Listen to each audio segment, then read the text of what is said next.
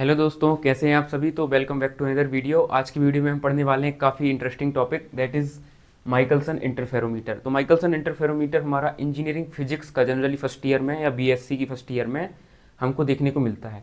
And ये हमारा exam point of view से काफ़ी इंपॉर्टेंट है, स्पेशली अगर आप आरजीपीवी के स्टूडेंट हैं तो प्रोबेबली 90% चांस है कि आपको ये अपना फर्स्ट ईयर में ये क्वेश्चन अपने एग्जाम पेपर में देखने को मिलेगा। तो इसमें ये पूछता है कि ये एक्सपेरिमेंट क्या है, इसका सेटअप क्या है, थोड़ी बहुत इसकी थ्योरी, एंड इसमें जो फ्रिंज फॉर्मेशन होता है हम आगे देखेंगे वो कैसे होता है।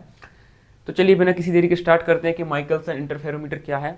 अच्छा, हमने अगर आपने 11-12 में पढ़ा हो तो एक हमारे में माइकलसन मोरले एक्सपेरिमेंट था।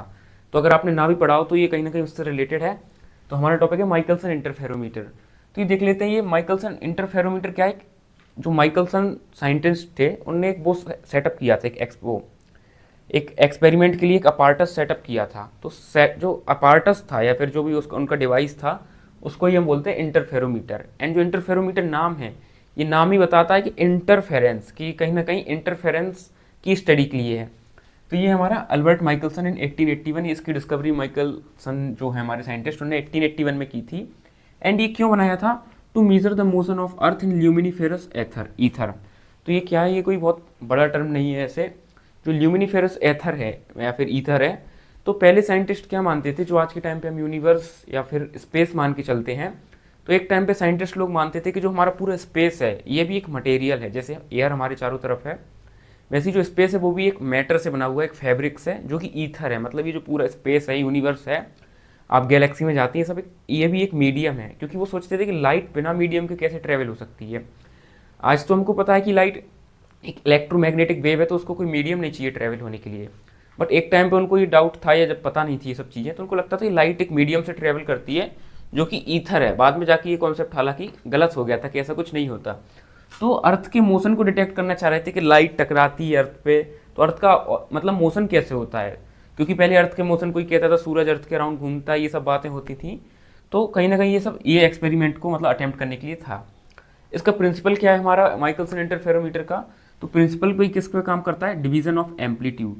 तो एम्पलीट्यूड का डिवीजन क्या होता है? तो ये आप ऐसे समझ सकते हैं कि जैसे आपने कई बार करके देखा भी होगा, अगर आप जैसे अगर आप अपने रूम में हैं एंड आप देखिए अगर आप कोई बर्तन में पानी रखते हैं, कि ये बर्तन है इसमें पानी भरा हुआ है और ये कमरे की छत है।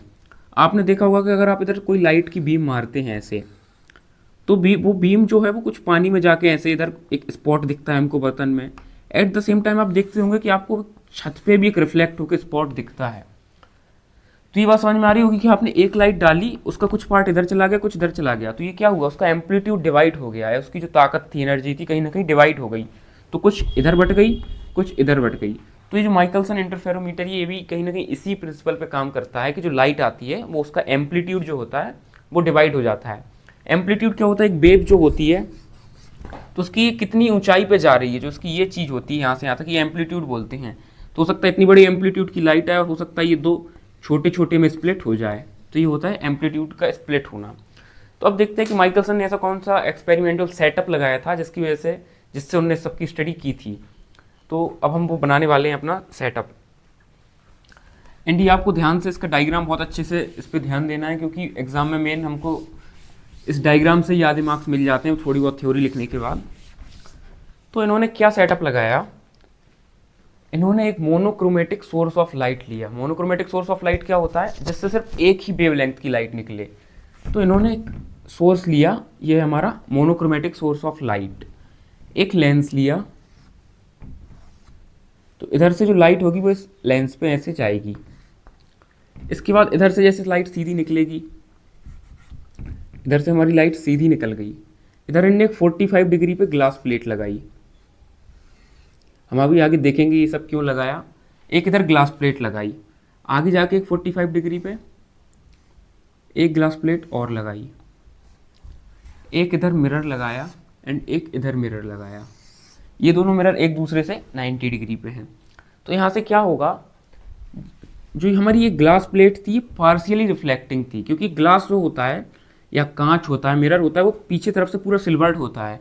बट जो ये था ये पार्शियली सिल्वर्ड था। मतलब इधर से जो लाइट आई, इधर आके ये ऐसी टकराई, नीचे बेंड हुई, कांच में जाके रिफ्रैक्शन हुआ, एंड कुछ लाइट तो इधर से ऊपर चली गई क्योंकि जो ये ऊपर इन्हें लगा के रखा है ये एक मिरर है, कंप्लीटली रिफ्लेक्टिंग मिरर। ये भी एक इनने मिरर लगा के रखा है। एंड कुछ पोर्शन जैसे मैंने बताया था कि एम्पलीट्यूड डिवाइड होता है, कुछ पोर्शन इधर से सीधा निकल गया, ये इधर पार्शियल रिफ्लेक्शन हुआ तो रिफ्लेक्शन की वजह से ऊपर पहुंच गया। एंड जो ये हमारी ये इधर से 45 डिग्री के एंगल पे है। एंड ये वाली भी जो है हमारी लाइन, ये भी इधर से मिरर जो है हमारा 45 डिग्री पे है।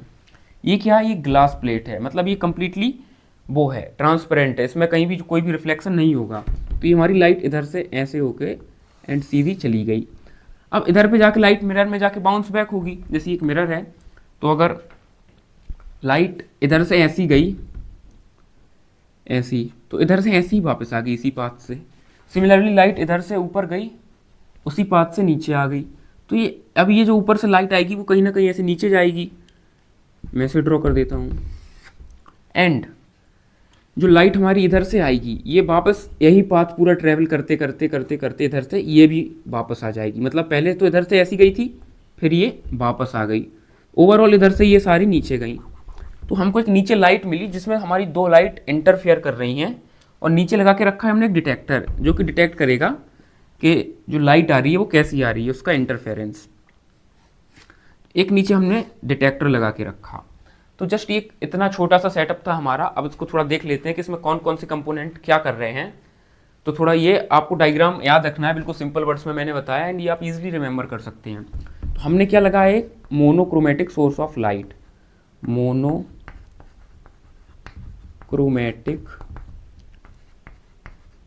Source of light. इससे क्या होगा, सब एक ही वेवलेंथ की लाइट निकलेगी। अच्छा, हम अलग अलग लाइट क्यों नहीं ले सकते? जैसे मोनोक्रोमेटिक लाइट मतलब मैं रेड लाइट या ब्लू लाइट, ग्रीन लाइट, कोई एक वेवलेंथ की लाइट ले सकता हूँ। बट अगर मैंने व्हाइट लाइट ले ली तो व्हाइट लाइट क्या होती है, हर एक लाइट का मिक्सचर, हर एक वेवलेंथ का मिक्सचर।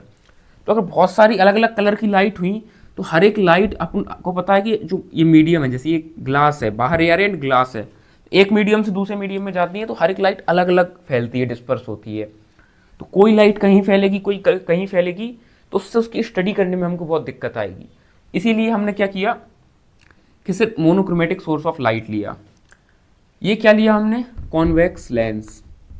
ये हमारा कॉन्वेक्स लेंस, मैं इधर लिख दे रहा हूँ, कॉन्वेक्स लेंस। कॉन्वेक्स लेंस क्या करेगा, जो लाइट सोर्स से फैलती हुई निकल रही है ऐसे ऐसे, इसको कन्वर्ज कर देगा। इधर से अब जो लाइट निकलेगी वो एकदम सीधी निकलेगी और पैरेलल निकलेगी आपस में। ये जो हमने लगाई, ये आपको याद रखना है, ये हमारी glass plate but partially reflecting. इसको हम लिखेंगे पार्शियली रिफ्लेक्टिंग ग्लास प्लेट को मैं जीपी लिख रहा हूँ। तो ये हमारी पार्शियली रिफ्लेक्टिंग ग्लास प्लेट है, मतलब इसको हमने इधर से पार्शियली सिल्वर्ड कर दिया है ताकि कुछ लाइट ऊपर निकल जाए और कुछ लाइट सीधी निकल जाए। ये जो है ये हमारी एक सिंपल ग्लास प्लेट है जिसको हम बोलते हैं कंपनसेटिंग ग्लास प्लेट। इसको क्या बोलते हैं, कंपनसेटिंग ग्लास प्लेट। ये सिंपली हमारे हाईली पॉलिश्ड मिरर हैं, सिंपली मिरर हैं, तो इसको हम बोल सकते हैं पॉलिश्ड मिरर।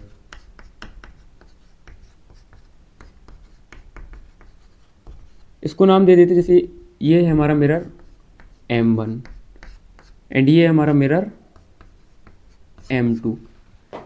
एंड इधर हमने क्या लगा के रखा है, एक डिटेक्टर।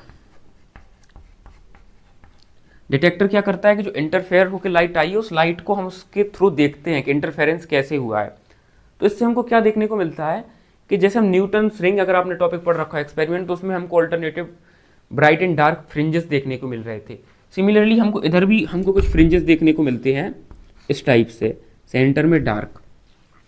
एक हमको ब्राइट मिलता है, एक डार्क मिलता है। जैसे आप ये समझ सकते हैं कि एक फ्रिंज मिला हमको सेंटर में डार्क, देन हमको अगला मिलेगा ब्राइट, देन हमको एक फ्रिंज मिला, मतलब हमको ये डिटेक्टर में ऐसा दिखेगा, ये डार्क, मतलब ये डार्क है, येलो कलर से मैं डार्क दिखा रहा हूँ, एंड ये हमारा ब्राइट है।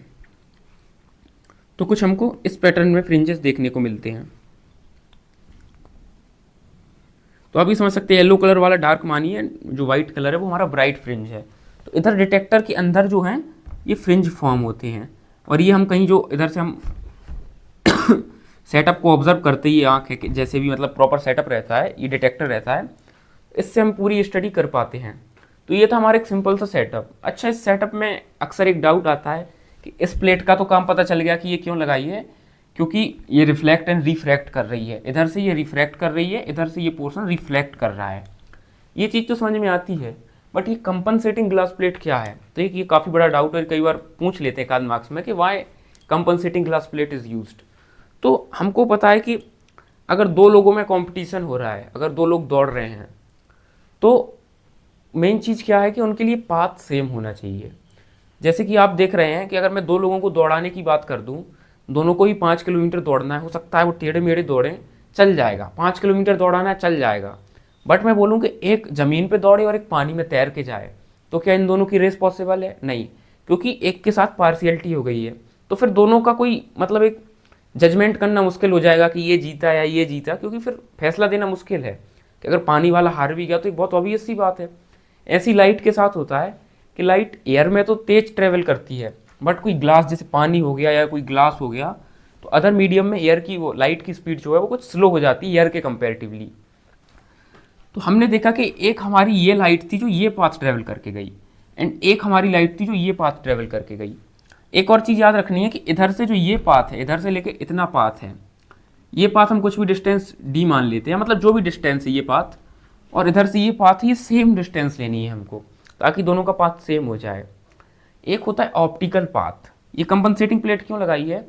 हमने देखा कि जो इधर लाइट आई है हमारी ये वाली, इधर से जो रिफ्रैक्ट होकर लाइट निकली है वो तो सीधी निकल गई और वो एयर में ट्रेवल कर रही है। अब मान लेते इधर कंपनसेटिंग प्लेट ना होती तो ये एयर में सीधी ट्रेवल करके वापस लौट आती। बट जो हमारी ये वाली लाइट ऊपर रिफ्लेक्ट होकर जा रही है, जो ऊपर जा रही है लाइट, आप देख रहे हैं इसको इतना डिस्टेंस जो है ये ग्लास प्लेट में ट्रेवल करना पड़ा। मतलब इतने डिस्टेंस के लिए समझिए इसको तैर के जाना पड़ा पानी में, क्योंकि इसकी ग्लास में लाइट की स्पीड स्लो हो जाती है। ऐसे ही जब वापस होके आएगी तो इसको फिर से इतना पोर्शन जो है वो क्या करना पड़ेगा, ग्लास प्लेट में ट्रेवल करना पड़ेगा। तो इसके साथ पार्शियलिटी हो गई। तो भले इनका फिजिकल पाथ सेम है, ये डिस्टेंस सेम है, बट ऑप्टिकल पाथ डिफरेंट हो गया। उसको कंपनसेट करने के लिए हमने बीच में एक ही प्लेट लगा दी, जिससे जब ये लाइट जाएगी तो इसको भी ग्लास में उतना डिस्टेंस ट्रेवल करना पड़ा, एंड जब ये लौट के आएगी तो वापस एक बार ट्रेवल करेगी ग्लास में। तो 2 बार ये ट्रेवल कर रही है तो 2 बार ये भी ग्लास में ट्रेवल करेगी। तो दोनों के साथ पार्शियलिटी हुई है, बट दोनों के साथ हुई है तो फिर वो नहीं हुई, मतलब क्योंकि कोई बुरा नहीं मानेगा कि हमारे साथ गलत हुआ। तो ये था हमारा बेसिकली सेटअप, जिससे हमको फ्रिंजेस देखने को मिलती हैं। अब इंटरफेरेंस होता है दो वेव में, तो आपने पढ़ा होगा कंस्ट्रक्टिव इंटरफेरेंस होता है, डिस्ट्रक्टिव इंटरफेरेंस होता है। तो हम देखते हैं कि ये कैसे होता है। इंटरफेरेंस इधर भी होता है लाइट का, बट वो कैसे होता है, कुछ पाथ में अभी भी डिफरेंस आता है। वो डिफरेंस कैसे आता है ये सब हम जस्ट देखेंगे। आप पहले डायग्राम नोट कर लीजिए, ठीक है। हमको इधर पर एक बात और नोट करनी है कि पाथ डिफरेंस आता कैसे है। इस चीज़ पे हम बहुत डिटेल में अभी नहीं जाएंगे, बिकॉज इस पर एक सेपरेट लेक्चर है कि इनमें पाथ डिफरेंस कैसे आता है, बट मैं एक आइडिया आपको दे देता हूँ। तो ये हमारी ये ग्लास प्लेट है M2, इसकी एक वर्चुअल इमेज बनती है इधर। वर्चुअल मतलब रियल नहीं है, वो खाली हमको दिख रही है, बाकी वो उसको हम किसी स्क्रीन पे नहीं ला सकते। तो यहाँ पे जो ये मिरर है, ये लाइट से होते होते इधर एक वर्चुअल इमेज बनाता है। उस इमेज को हम बोलते हैं, जैसे ये M2 है तो इस इमेज को बोल देते हैं M2 डैश। ये रियल में नहीं है, ये सिर्फ हमको दिख रही है इधर पे। एंड इनके बीच का जो डिस्टेंस होता है, इस डिस्टेंस को हम मानते हैं D। ये कुछ भी हो सकता है, इतनी हो सकती है, इतनी हो सकती है, वो डिपेंड करता है सेटअप पे। एंड इनके बीच का फिलहाल जो एंगल है, ये दोनों प्लेट आपस में लगी हैं, ये आपस में परपेंडिकुलर होनी चाहिए। अब क्या आता है इधर से कि हमारा पाथ डिफरेंस कितना आ रहा है वो हमको कैलकुलेट करना है। एंड पाथ डिफरेंस क्यों आ रहा है कि दोनों लाइट्स अलग अलग इधर से निकलती हैं कुछ ऐसा होके, एंड इधर से कुछ पाथ डिफरेंस आता है, उसके लिए एक सेपरेट लेक्चर है। क्योंकि हमको जो एग्जाम में डेरिवेशन करना है उसमें पाथ डिफरेंस का कुछ करके दिखाने की जरूरत नहीं है, हम डायरेक्ट लिख सकते हैं कि पाथ डिफरेंस कितना आता है। तो वो आप लिखेंगे the effective path difference, the effective path difference.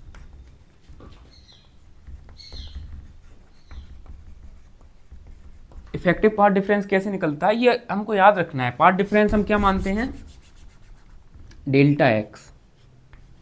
तो ये डेल्टा एक्स कितना होना चाहिए हमारा, या कितना आता है, ये एक्सपेरिमेंटली आया है, ये आता है हमारा 2D cos theta minus lambda bye 2। ये आपको याद रखना है। अच्छा, ये कई जगह प्लस लेमडा बाई टू भी होता है, माइनस भी हो सकता है कि एक पीछे एक आ गया हो तो माइनस, और ये पीछे ये आ गया हो तो हो सकता है कि प्लस लेमडा बाई टू हो। तो अगर आपको ये प्लस लेमडा बाई टू दिखे या माइनस लेमडा बाई टू दिखे तो इससे हमको कोई दिक्कत नहीं है, दोनों ही वैलिड हैं। तो हमारा ये डेल्टा एक्स में एक पार्ट डिफरेंस आ गया 2d cos theta plus lambda by two. इसके लिए आप अगर चाहें कि ये कैसे आया उस सेटअप से, तो उसका ही प्रॉपर डेरिवेशन है, वो आप देख सकते हैं। तो यहाँ तक आपको समझ आ गया होगा। इसके बाद हम देखते हैं कि कंस्ट्रक्टिव इंटरफेरेंस की क्या कंडीशन होती है। अब हमने देखा कि जो रिंग बन रही थी, फ्रिंजेस बन रही थी, वो एक डार्क थी एक ब्राइट थी। तो ब्राइट लाइट कब बनती है? जब दो जो लाइट की रेज आ रही हो उनमें क्या हो, कंस्ट्रक्टिव इंटरफेरेंस। एंड डार्क कब बनता है? जब उनमें डिस्ट्रक्टिव इंटरफेरेंस हो रहा हो। तो हम देखते हैं ब्राइट फ्रिंज कब बनेगी, तो हम लिखेंगे for bright fringes, for bright fringes. हमको पता है ब्राइट फ्रिंजेस कब बनती हैं, जब कंस्ट्रक्टिव इंटरफेरेंस हो रहा हो। एंड कंस्ट्रक्टिव इंटरफेरेंस की कंडीशन होती है, आपने पहले पढ़ रखी होगी यंग डबल स्लिट एक्सपेरिमेंट में भी या फिर इंटरफेरेंस ऑफ लाइट में, कि जो उसमें पार्ट डिफरेंस होता है डेल्टा एक्स, वो किसके इक्वल होता है? ये होता है हमारा एन लैम्डा के। ये बात आपको याद रखनी है। तो इधर से अगर मैं डेल्टा एक्स उठा के इधर रखूँ तो मैं क्या लिख सकता हूँ कि ये भी चीज़ डेल्टा एक्स है और ये भी है, तो मेरी ये वाली चीज़ एन लैम्डा के बराबर होनी चाहिए अगर मेरे को जो सेटअप है पूरा उसमें कंस्ट्रक्टिव इंटरफेरेंस कराना है, जिससे मुझे ब्राइट फ्रिंज मिलेंगी। तो उसके लिए मैं क्या लिखूँगा कि 2d cos theta plus lambda by to है हमारा, वो एन लैम्डा की इज इक्वल्स टू आ जाता है। ये कई जगह आपको माइनस दिखेगा तो भी कोई बात नहीं है, माइनस के हिसाब से आप कैलकुलेशन कर लीजिए, तो भी चीज़ वो सेम ही रहती है। कुछ थोड़ा सा एन से फ़र्क पड़ता है, आप एन की अगली वैल्यू लेंगे तो चीज़ सेम आ जाती है। तो हम इधर से क्या करेंगे, 2d cos थीटा जो है हमारा is equals to n lambda minus lambda by two, n lambda minus lambda by two. तो इधर से क्या आ जाएगा, ये 2n minus one lambda by two. ये चीज़ तो आपको समझ आ रही होगी, जस्ट कैलकुलेट किया। तो इसको मैं इधर से लिख सकता हूँ कि n lambda minus lambda by two, इधर से 2d cos थीटा जो है वो आ गया हमारा 2n minus one lambda by to. बस इसकी यही कंडीशन होती है, हमको ये इतने पे ही छोड़ देना है। इतने में हमारी क्या बनेगी, ब्राइट फ्रिंज बनेगी। ब्राइट फ्रिंज की कंडीशन अगर आपको एग्जाम में लिख के आनी है और डेरिवेशन में लिखते हैं प्रॉपर, तो हम लिखेंगे for bright fringe 2d cos theta जो है वो हमारा 2n minus one lambda by to होना चाहिए। डी क्या है, जो बताया था एक वर्चुअल इमेज बनती है उनके बीच का डिस्टेंस, एंड थीटा क्या है, जो मिरर्स हैं दोनों उनके बीच का एंगल। तो खैर इस पर कुछ इतना आरजीपीबी या फिर यूनिवर्सिटी लेवल पे फर्स्ट ईयर में डिटेल में नहीं पूछता, जस्ट स्मॉल लेवल पे पूछता है, जो अपन ने लिख दिया है। तो हमने देख लिया कि ब्राइट फ्रिंज कब बनेगा। ऐसी डार्क फ्रिंज कब बनेगा, जब डिस्ट्रक्टिव इंटरफेरेंस हो रहा हो। तो अब हम लिखेंगे for dark fringes, for dark fringes. जब आपको एग्जाम में लिखना है तो डिटेल में लिखना है कि there will be a constructive interference, then delta x is equals to n lambda, there will be a destructive interference, so destructive interference के लिए delta x कितना होता है, 2n plus 1 lambda by 2। ये बात हमको पता है। कई अगर हो सकता है आपने 2n minus one lambda by to पढ़ा हो तो भी कोई दिक्कत नहीं है, आप प्लस लिखते हैं इधर माइनस लिखते हैं, बात बराबर होती है। तो इधर से मैं इसको कैसे लिख सकता हूँ, जैसे मेरा डेल्टा एक्स क्या है 2d cos theta plus lambda by two, तो इधर से मैं लिख सकता हूँ 2d cos theta plus lambda by two is equals to, अगर मैं इस चीज़ को अंदर मल्टीप्लाई करूँ तो ये क्या बनेगा, ये बनेगा n lambda, lambda by two का 2n में मल्टीप्लाई होगा, प्लस 1 का जब लैम्डा बाय टू में मल्टीप्लाई होगा तो लैम्डा बाय टू। इसको जस्ट अंदर दोनों में, इसमें और इसमें मल्टीप्लाई कर दिया है। इधर से हमको दिख रहा है कि लैम्डा बाय टू से लैम्डा बाय टू कैंसिल हो गया। तो इधर से हमारा क्या आया, 2d cos थीटा जो हमारा आया वो क्या आया, एन लैम्डा। तो इधर पे आपको एक चीज़ याद रखनी है कि जो रिजल्ट आता है तो क्या होता है कि जस्ट जो कंस्ट्रक्टिव और डिस्ट्रक्टिव इंटरफेरेंस होता है उसका उल्टा होता है। जनरली हम पढ़ते हैं कंस्ट्रक्टिव इंटरफेरेंस के लिए डेल्टा एक्स क्या होना चाहिए, एन लैम्डा, बट ओवरऑल जो हमारा आंसर आएगा वो एन लैम्डा जो है, ये एन लैम्डा, ये डार्क फ्रिंजेस के लिए है, क्योंकि इधर तो हमने 2n plus one lambda by two लिया था, बट लैम्डा बाय टू से लैम्डा बाय टू कैंसिल हो गया एंड हमको क्या मिला n lambda. Similarly 2d cos theta हमारा क्या हो जाएगा, 2n minus one lambda by two for bright fringes. तो बस इस वीडियो में इतना ही था हमारा, मतलब इसका 60% पार्ट कंप्लीट हो चुका है। इसके बाद इसका एक और पोर्शन आता है कि फ्रिंजेस जो बनती हैं, जो मैंने सर्कुलर बताई हैं, ये ज़रूरी नहीं कि सर्कुलर ही बने, ये कई बार स्ट्रेट लाइन टाइप की बनती हैं, ये कर्व भी बनती हैं। कि ज़रूरी, जैसे मेरा डिटेक्टर है, आप इतना इसका स्क्रीनशॉट ले लीजिए, ठीक। तो जैसे डिटेक्टर में मैं देख रहा हूँ कि जो फ्रिंज बन रही हैं, तो मैंने बोला था कि अभी अल्टरनेटिवली डार्क एंड ब्राइट बनेंगी, बट ऐसा ज़रूरी नहीं है। ये फ्रिंज कई बार मतलब इस टाइप से भी बन जाती हैं, मतलब इस तरफ ऐसी कर्व, उस तरफ कर्व, इस टाइप से भी फ्रिंजेस बन जाती हैं। कई बार जस्ट स्ट्रेट टाइप की ऐसी फ्रिंजेस भी बन जाती हैं। तो ये कब फ्रिंजेस कैसी बनती हैं, कई बार लोकलाइज्ड फ्रिंज बनती है, और क्या क्या कंडीशन होती है इसकी, तो वो हम देखेंगे इस वीडियो के नेक्स्ट पार्ट में। वो मैक्सिमम हमारा थ्योरी का पार्ट है, बट आपको एग्जाम में वो भी लिख के आना है।